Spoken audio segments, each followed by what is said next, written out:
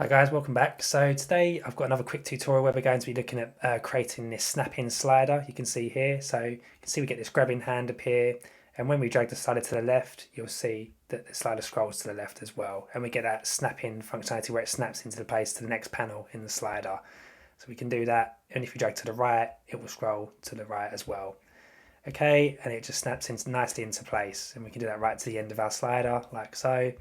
This is also mobile responsive, so if I go to a mobile device here, you can see we're set to iPhone 12. If we refresh that, you can see we just get the normal functionality on mobile devices. You might want to change the CSS, it looks a bit stretched out here, but yeah, that's just, I just mainly wanted to get this snap-in functionality working for desktop. Okay, so we also just look at creating this really minimalist hero section. We're using CSS grid just to lay out our items. I really like this approach using CSS grid. It's really easy to get a nice structure for your web design. Yeah, it makes it nice and easy. So yeah, let's get going, guys. Thanks. Okay, guys, so to get started, I'm going to start off from scratch here. We're just going to basically just create a new project. So I'm going to cd into my desktop. I've got terminal open here. And then I'm going to say mkdirf, make directory, and we'll just say slider hyphen snap. Okay, and then I'm going to cd into this, say slider snap, and I'm just going to create 3 new files. We'll just say, touch command, we'll say index.html, we'll say a style.css, and then an app.js, like so. At ls, you can see we have those 3 files now. So if I open this in VS Code, so I'll type open and then dot here, and that should open my VS Code. Oh, no. That'll open a folder, sorry, if we just do code and dot, like so. And you can see there's our 3 files there. Now, let's just make this a bit bigger, and then let's just edit our HTML first, okay? So I'm going to come into our index.html file, we'll emit some boilerplate code here, and then as always, I'm just going to link to the style.css in the header here, and then we'll link to our JavaScript file using script source in the bottom of the body. Just link that to our app.js file, like so. And then, so the first thing I'm going to create here, let's just create this like a normal website. We'll have a section at the top first, just so we can kind of scroll down the page. So I'm just going to specify, we'll have a div of a class of navbar here. So I'll just say .navbar, like so. We'll just say actually nav, just one word, navbar. Okay, and then in here, we'll have a nav container, like so.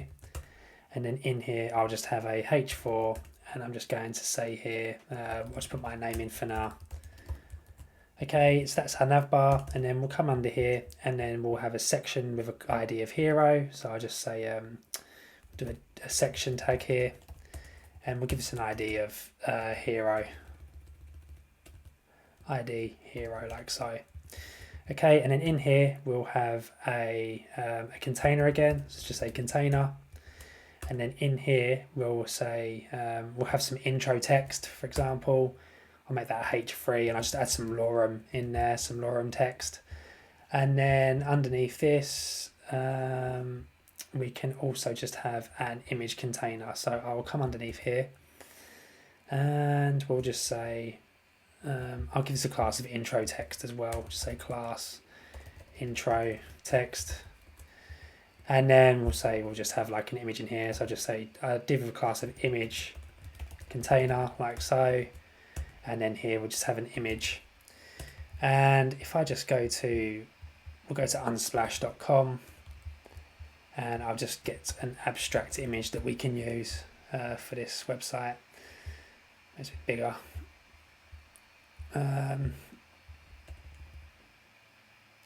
Abstract, like so. Just grab anything for now. I'll grab this image here. We'll copy the image address, and I'll just paste that in here. Use whatever image you want for this. Okay, so I'm just going to open this in live server, just so we can see what we're working with here. Okay, that's looking good so far. So now, next thing I want to do here is I just want to create another section underneath this. We'll say section here, and this is where our slider is going to be. Okay, so in here we'll say a div of a class of slider outer, and then within this div we'll have a div of a class of slider _inner, And then in here, we'll have some panels, okay? So we'll have a div class of panel, and each of these panels is going to contain an image. So I'll just say image here, and I'm just going to go back and just get some abstract images from unsplash.com. Take this one. So I'll copy the image address here and paste that into the source attribute here of our image. Okay, so let's grab another image.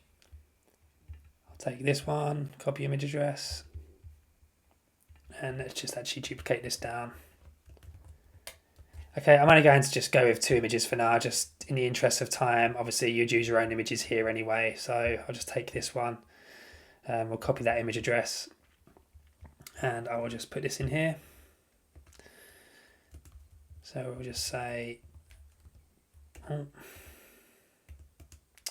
image, and then put that there, and then I'll just bring this closing div tag down.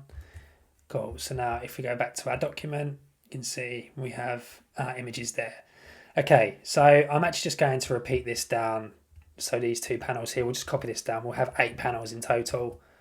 So that's 2, 4, 6, 8.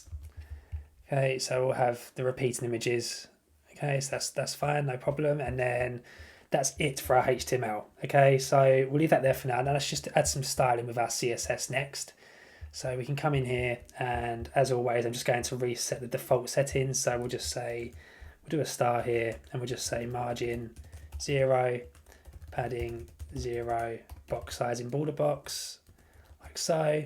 And then I'll just do a font family as well, and I'll just say sans serif, and then I'll just do the font weight as well on that. We'll just say font weight just to make it a bit less bold. We'll just say 400. Okay, and then underneath that, we'll just target the body next. I'll just say body. I want to give us a background of white. Okay, so we'll just say FFF. Okay, and then underneath this, we'll target our navbar next. Okay, so remember we gave that class of navbar, so we can say here, I want to give this a position of fixed. So position of fixed here, and then we'll just say top 0, left 0. We'll give it a width of 100%, and we'll give it a height of 60 pixels. And then if we also just, for now, just make the background color of white. Background of white, so we can see what we're working with there. And then I'm also just going to say display flex, and then we want to justify the content center, because remember we had in our index.html, in our navbar, we have this inner container which we want to make centered. Okay, so that's why we're displaying the navbar parent as flex, and then we can center then the container that's within that navbar. Okay, so we'll justify content center here. You can see now that text has gone to the center. And then I just want to give this a mixed blend mode of difference as well, and you'll see why we're doing this shortly. Okay, mixed blend mode difference. We'll leave that off for now. And then what I want to do, I want to come underneath this, and then we want to target our nav container. So I'll say nav _ container. And then here we'll give this a width of 95%. Like so. So now you can see that our text has gone to the left again. We have that slight white space there. And then we can say display grid. I like displaying all of my elements in grid. It's easier to lay out your website. So then what we can do with this grid, we can say grid template columns. And then what I want to do here, actually, I just want to set a root, a CSS variable up here. So we'll just say root, and I'm just going to say grid columns. And I'm just going to say here, this will be our grid template columns for each of for our whole site basically. So I'm just going to say repeat 12 1 fraction units, 1 FR, like so. And then here I come down to our grid template columns, and now I can utilize this CSS variable here. So we can just say the variable keyword, and I'll just say grid columns, like so. And that column should be spelled with an N. And there you go. Okay, so now if we just do an inspect here, just to show you what that's done, if we just come to our navbar here, you can see that now our nav container is split into 12 individual columns here, and they're 1 fraction unit each. So that means they take up 12 equal size spaces along the nav container. Okay, so that's what that means. We're repeating 1 fraction unit 12 times. Okay, so now what I want to do here, I'll also just specify a gap as well. So I'll just say gap, and we'll just say 5 pixels for now. And then what I can do here is just say gap, and then we'll just say var gap, like so. And all that does is that just gives us that nice 5 pixel gap between each of our columns, each of our fraction units there. Okay, so now that's done. Next thing I want to do here is just specify a max width. So we can say here max width, and we'll just say 1/4, 100 pixels. Okay, and that will just stop the container growing. Well, yeah, growing to a certain point. You can see it reaches a max width of 1,400 pixels, and then it starts navigating towards the center of the screen. Okay, so now that that's done, what I want to do now is I just want to say, we also want to say here, we'll display, let's just grab this, we'll say here, we'll put a class in this, and I'll just say header, like so. And then what I can say after that, actually what I do need to do here is just say, we'll just say, yeah, header logo. So, but what I want to do here, I just want to say, I also want to align item center as well. So just say align items center, and that should center our text vertically as well. And then what I want to do, if I just grab that header logo, and we can come here, we'll say dot header logo, and I'll just say grid column, and let's make that span 4 columns. Okay, so now what that's doing is our header logo will span the 4 columns of the container. Okay, that's what that's doing. So if we go into our nav bar here, nav container, it will span the first 4 columns, like so, you can see here. Okay, so that's good. Now the next thing I want to do here is, if we come to our section next, well let's come up above this actually. So underneath here, so for our global settings, I'm going to say section, and I just want to position these as relative for now, and we'll say I want to give these a width of 100% to fill the screen, and I also want to give them each a height of 100 viewport heights to fill the screen, for the entire screen. Okay, and then what I want to do here now is I'm just going to say, well, let's target our hero section, which is here, so we can say hero. So let's do that now. We'll say hero,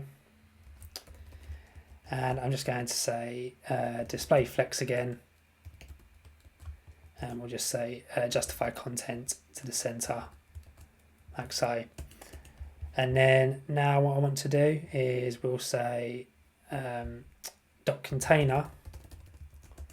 Okay, so now we're targeting the container within our hero section, and here I just want to give this a padding top actually of 60 pixels. So we'll say padding top of 60 pixels. This is just to account for the nav bar, which is 60 pixels high, like so.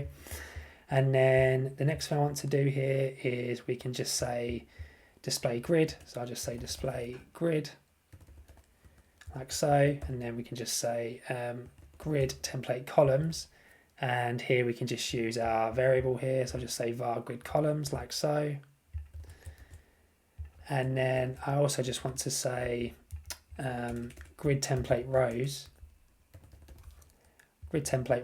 and I'm just going to say here, for the first row, we're going to split our header section into 3 rows. One will be used to house the text, and I'm just going to say the size of this, I want it to be the min height of the content that it contains. And then for the second row, we'll say 1 fraction unit, and for the third row, we'll say 2 fraction units. That will be where our hero image will be displayed. Okay, and then underneath this, we can just say gap again. And I'm just going to say var gap, like so. And then next thing I want to do here is just say, I'm going to change this actually, we'll say padding. I want it to be 60 pixels on the top and bottom. So I'll say 60 pixels for top and bottom, and 0 to the left and right. Okay, and then the next thing I want to do here is we'll just specify a max width of 1400 pixels. And as I'm repeating myself here, we can actually add this as a root variable. So I'm just going to say max width 1400 pixels up here. And then now we can change that. So we can just say here var max width. And then I can also bring this down here like so. Okay. So the next thing we want to do here is I'm going to say, next I want to target the intro text. So intro text. And here we'll just say grid column. So grid column. And I want to start at the 9th column, and I want to make that span 4 columns. Okay, so now you can see where's our intro text.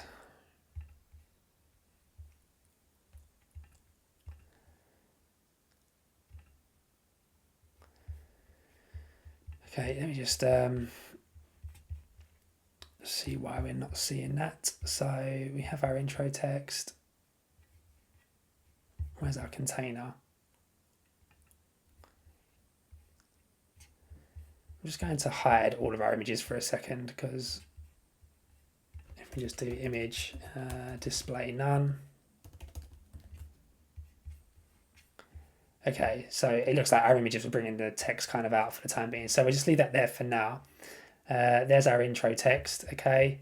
And then what else do you want to say here? So we've got our intro text, and then I just want to do a text indent as well. So we can just say text indent. I see a lot of sites doing this at the moment, like indexing text. I think it looks quite cool. So we just say 50 pixels, and that will just indent the first line of our hero text like so. Okay, so now that that's done, next one I want to do is grab our image container. So we just say dot image container, and we're going to position this relative, and then we can say here, I want to give this a grid column, and we'll just say span 3. So we want to span 3 columns, and we'll say grid row. We'll start off on the 3rd row. So we'll say grid row and 3, and then we can just say border 1 pixel solid black like so, and there you go. There's our grid column. Now what we need to do here, if I just hero display effects, justify content center, let's just give this a border, see what we're working with here. Border 1 pixel solid green.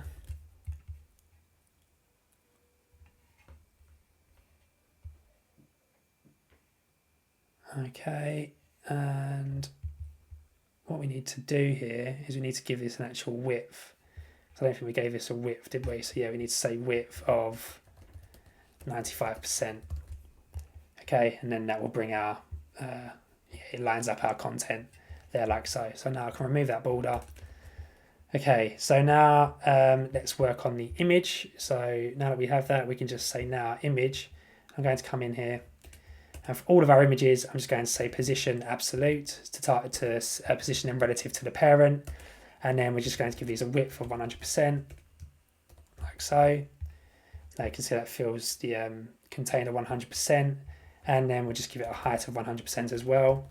Now that will stretch out the image. So what we need to do here is just say object fit cover, and then that will preserve the aspect ratio you decide to use. Okay. So obviously I'm just using this image for now, but use whatever image you want for your website.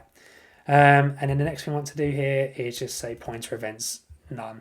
Just don't want our users to be able to highlight our images. Okay, so I'll leave that there as our hero section for now. Now let's move on to the slider, okay, which this video is mainly about. So we'll come underneath our image here, and I'll just say slider outer, like so. We'll position this absolute, and then I'll just say top 50%. So we'll center this, and then I'll just say left 50%. This will center the slider, and then we'll just do a transform, translate to minus 50% and minus 50%. Okay, so that's for the slider outer, and I'm going to give this a height of 80%, and we'll give this a width of 100%. So let's just see what we're working with. We do border here, and we do 1 pixel solid red. We'll do 10 pixels. And you can see that's where our slider is. Okay, so it's in the next section down, and it takes up 80% of the viewport. And then now what we can do here is we can just say, I want to give this a max width as well. So say max width, and we'll just say var max width like so. And then now that slider shouldn't go beyond that size of the limitation we set, the max width limitation. Okay, and then now what we can do here is we can just say overflow hidden. I think at the moment, yeah, if we just say overflow hidden here, hidden, and then we can just say also cursor, and we do a grab, and that would just lay a hand over to show that the user can grab the screen, or grab the slider rather, to drag.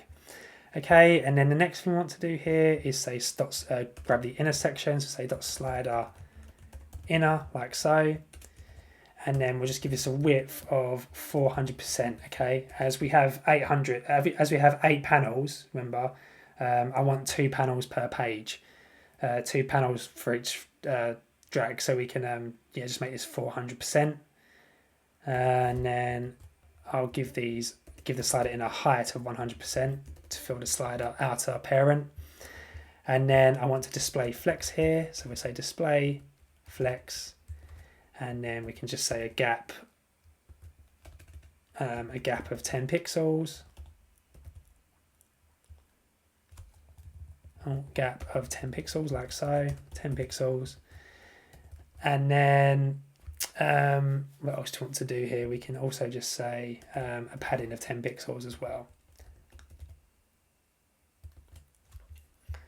Okay, so there's our slider. So next thing I want to do here, let's grab our panels next. Okay, so we'll come under here and we'll just say dot panel, and we'll position these relative, and then we can say here flex of 1 to make them all an even size. You can see now I've got 2 panels per page, and then we can also say here border, we'll give this a 1 pixel solid black border for each of these, and then we'll also come under here, we'll say a height of 100%, and we'll also say a user select of none, because if we're clicking down and dragging, we don't want the user to be able to select or highlight these panels. Okay, so now that that's done, next thing I want to do here is just say at media screen, I'll just do a media only screen, and we can specify the max width, and we'll specify that to 850 pixels. Then what I want to do, so when our screen's below 850 pixels, I'll just say dot intro text, and I'm going to give this a grid column of 7 then, and then we'll span 6 columns, and then yeah, that's it. So now what that's done is if we just come back to here, media only screen, and that should be grid column. So now when we come to 8, you can see that our text goes to half then. Okay, so that's all that's done. Right, now let's get this slider working. I'm just going to take off that ugly red border, so let's do that now. And now let's get to the JavaScript section. Okay, so let's come to our JavaScript now and get the slider functionality in place. So now the first thing I want to do here is I just want to grab my slider. So I'll say const slider equals documents dot query selector, and we can just say dot slider like so. And then we'll also just grab all of our panels. So we'll say panels equals, and we use a destructuring here. So we'll just say document dot query selector all, and then we'll just target all of our panels. Okay, so now if we console.log panels, and the reason we're doing this in this syntax here, we're not choosing document.query selector all, is if we use this kind of destructuring syntax here into the array, we'll get all of our actual elements in an array. So you'll see that now if we just do a inspect, go to the console, and you can see that we have our array of panels here that we can that we can select. Okay, so now that that's done, first we want to do is check if the user is on a mobile device. Okay, so just say is mobile, and here we can use like a test, a regex test. So we can just say mobi like this, and then we can say dot test, and then we can just say window dot navigator dot user agent. Okay, and then if we console.log is mobile, so that should be false. As at the moment we're on a desktop. If I switch this to a mobile device here, you can see we're mimicking an iPhone 12 here. Refresh, you can see that's now true. And what we're doing here, if we, for example, just say navigator dot user agent, you'll see it shows what device you're mimicking here. So here, as we're on the kind of mobile, it's looking like we're on an iPhone, and what that is doing is looking out for the mobile keywords. So we're just saying MOBI here. So if that MOBI string is within the user agent text, then it will register the device as mobile. If not, so for example in this case, if we come back here, we come out of the mobile mode, come to console, do navigator.user agent, you can just see that I'm now on my Intel MacBook and there's no mention of the mobile keyword, so it's not registered as a mobile device. Okay, so this should now be false, like so. Okay, and then what we can do here is I'm also just going to say let slider, or actually we can just say here if, we'll do an if not is mobile, which means we're on a desktop device. We'll say let slider grabbed equal, and we'll just say true, false, sorry. And then here we can come underneath this and then we can add some event listeners. Okay, so we'll say slider dot add event listener, and this should be slider inner, sorry, not just slider inner, we want to listen out for.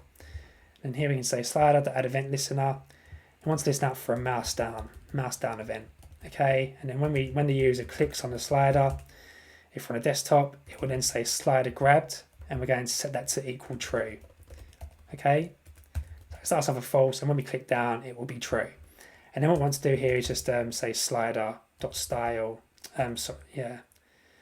slider dot style dot cursor like so equals, and we'll just say grabbing.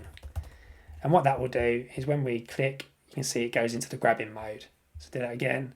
When I click, it's grabbing the slider now. Okay, so that's what that's done. And now what we can do, we can next say, we'll come under here and then we'll just say, we'll specify some additional variables up here actually as well. We'll say let index equal 0. So that'll be the index of the panel position that we're currently on.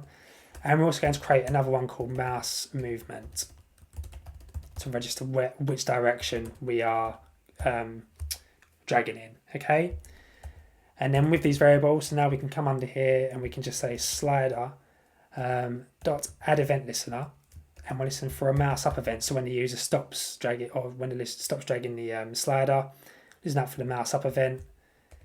And then here we'll do a function, and you can say here if the mouse movement is greater than 50, and you'll see we're going to adjust that mouse movement variable in a minute when we add a dragging function.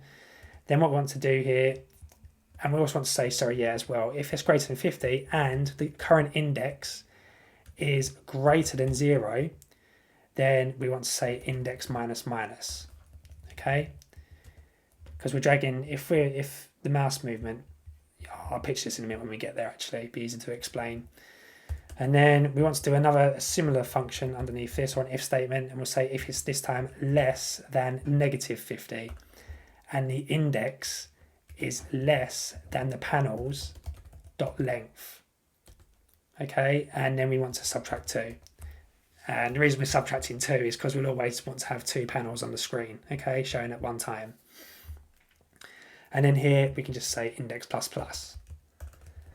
Okay, and then underneath this, let's just console.log the index so you'll be able to see this. So console.log index, and then underneath here, when we have a mouse up, we want to reset the mouse movement back to 0. Okay, so we'll say mouse movement equals 0 for the next time the user drags on the slider. And then we also want to say slider grabbed equals false, like so. And then that means the user will no longer be able to, if the mouse is not clicked down, the user won't be able to drag or, move the slider.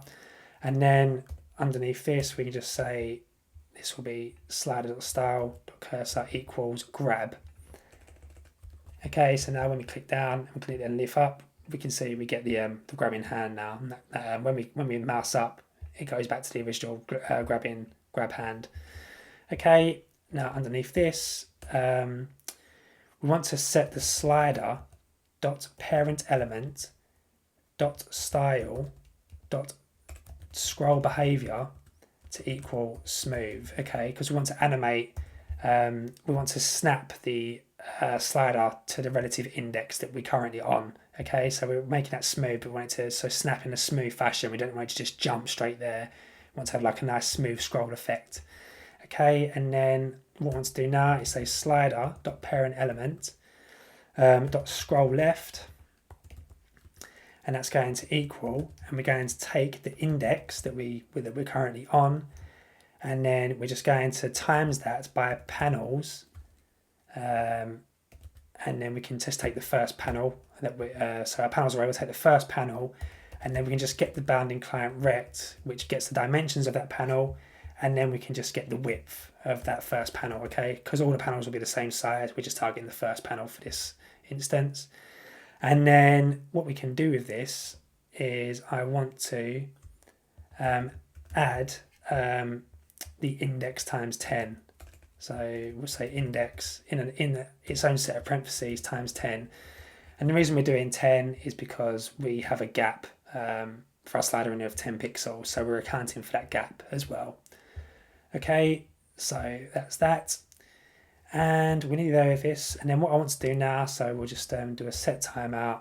We'll just come under here, we'll do a set timeout. And then this will take in a callback function. So an arrow function here. And then we can just say slider.parent element.style.scroll behavior equals auto. Okay, because we want our users, when our users drag in, we want to reset it to auto, because when our users drag in, if it's smooth, it doesn't work properly when they're dragging the slider. So that's why we have to reset the slider. Okay, and we're just going to specify the timeout to be half a second. Okay, so that's it. And then the next thing we need to do here is we just need to say, just account for our mouse move. Okay, so I just say slider dot add event listener, listen out for a mouse move event, and then here we can just say if the slider is grabbed, so if slider grabs, that means the user's clicking down, then we can just say mouse movement plus equals e dot movement x, when he's passed the event in here, e dot movement x. And just to show you what that is, if we console.log e.movementx,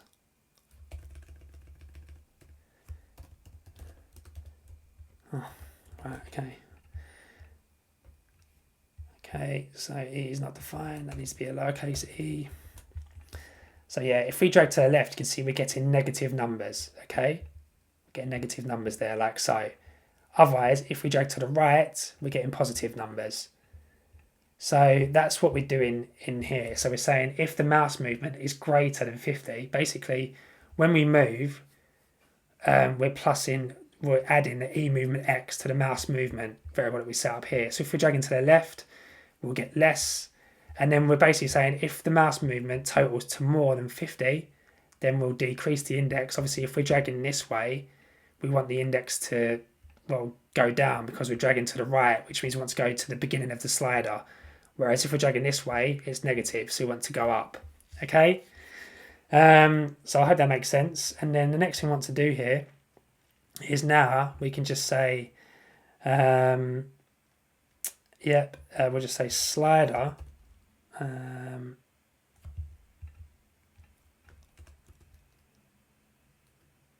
You'll just say slider dot parent element equals and then parent element dot scroll left equals, and then we'll just say minus equals e dot movement x.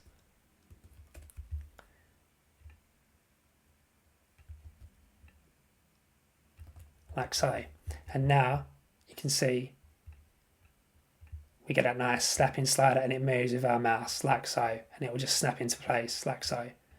So if you go to slightly to the left, it will reverse, and then if you go to the right, and then it won't go beyond the length of our actual slider. That's why we had -2. For example, if I did -1 here for the panel's length, we should be able to go beyond.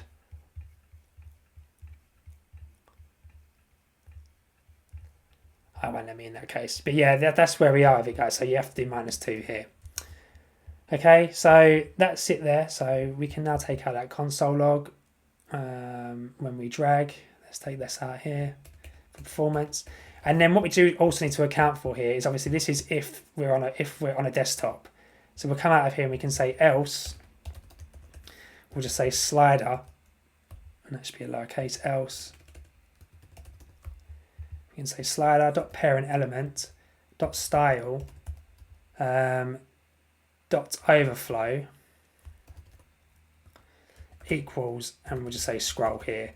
So if we're on a mobile device, I don't think this effect doesn't really work great on a mobile device, I find. So what I've done here is I just allow the user to scroll normally on mobile devices like so. Okay, you can see here. And you may just want to, adjust your CSS because that looks a bit squashed, these panels now. But yeah, for desktop, I think this is, it looks great. You can come down here and now we get a nice snapping effect, which you see on, a lot of modern websites these days. It's a really cool effect. Okay, so I'll leave that there, guys. That's just how you get a snapping slider in place. And we just did, I showed you how to use a bit of the grid, how I use my CSS grid in my layouts as well. I think the grid's a very useful tool. It gives you a nice structure to your web design. But yeah, there you go. Hope you enjoyed, and I'll see you in the next tutorial. Thanks, guys.